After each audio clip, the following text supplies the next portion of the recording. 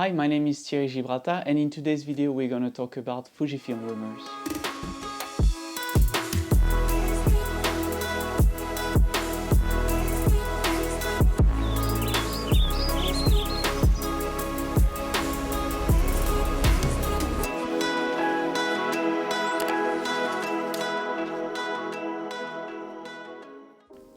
So on September 2nd, Fujifilm is to announce its future gears for this year, and according to Fujifilm rumors, Fujifilm is to announce the 23mm f1.4 Mark II and the 33mm f1.4. So this video is to react to this announcement and also to discuss about the new lenses featured. So according to Fuji rumors, both lenses, the 23mm f1.4 and the 33mm f1.4, will come with both weather resistance and linear motors. So when it comes to weather resistance, this is a long-awaited features because those lenses are usually used for street photography, for travel photography, also some portraits.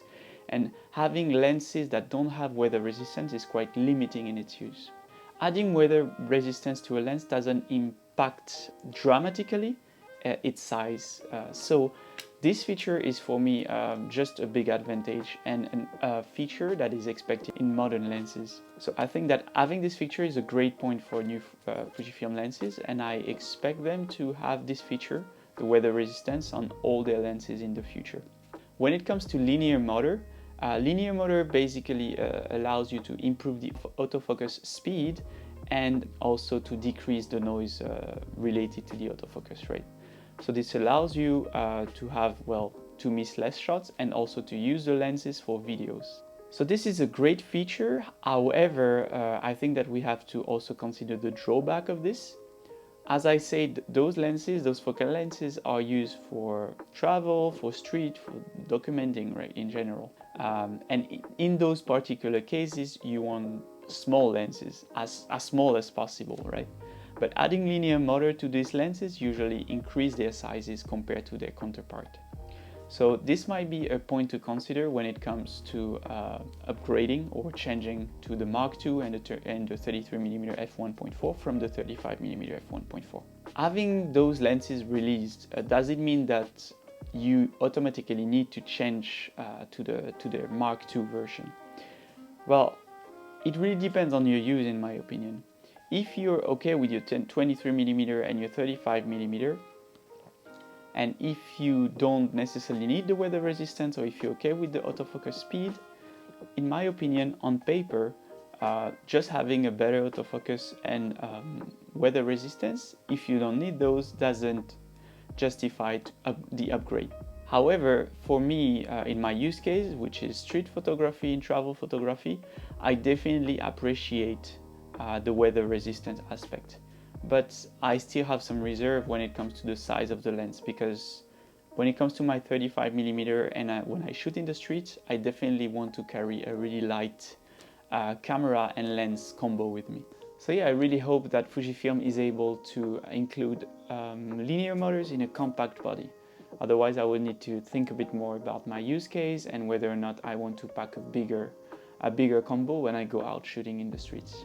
I think there are two other points that I want to mention when it comes to the differences between the Mark I and Mark II lenses, and also what I would like to see in those lenses. So first, let's talk about the clutch mechanism for manual focusing. So I do not have the 23mm f1.4, but I have the 16mm. Hey guys, post-edit Thierry here. So my microphone just died, so yeah. I guess you did not hear anything of that. So what I was about to say was that I do not own the 23mm f1.4, but I own the 16mm f1.4. And both of them have this clutch mechanism that you can pull to go from autofocus to manual focus directly.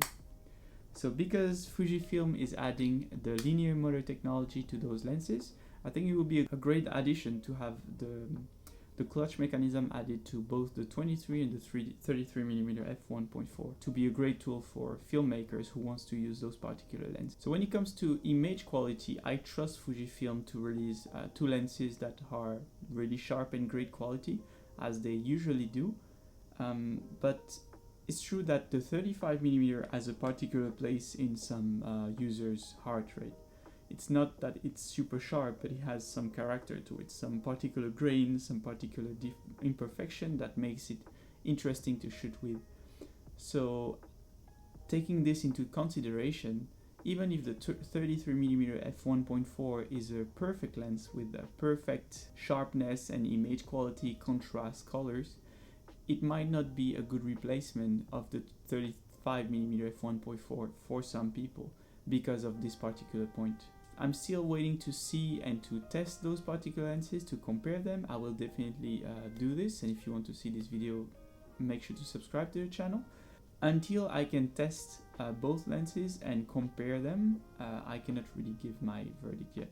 Again, this is just a quick reaction video on the rumors, and I just made this video because I'm really excited about the news, because I've been waiting for this lens, and yeah. Alright, so I hope that you enjoyed this video, and if you enjoyed this video, let me know in the comments if I should do more of this type of reaction video to rumors or gear releases. Consider to leave a like and subscribe to the channel, and I'll see you in the next one. Bye!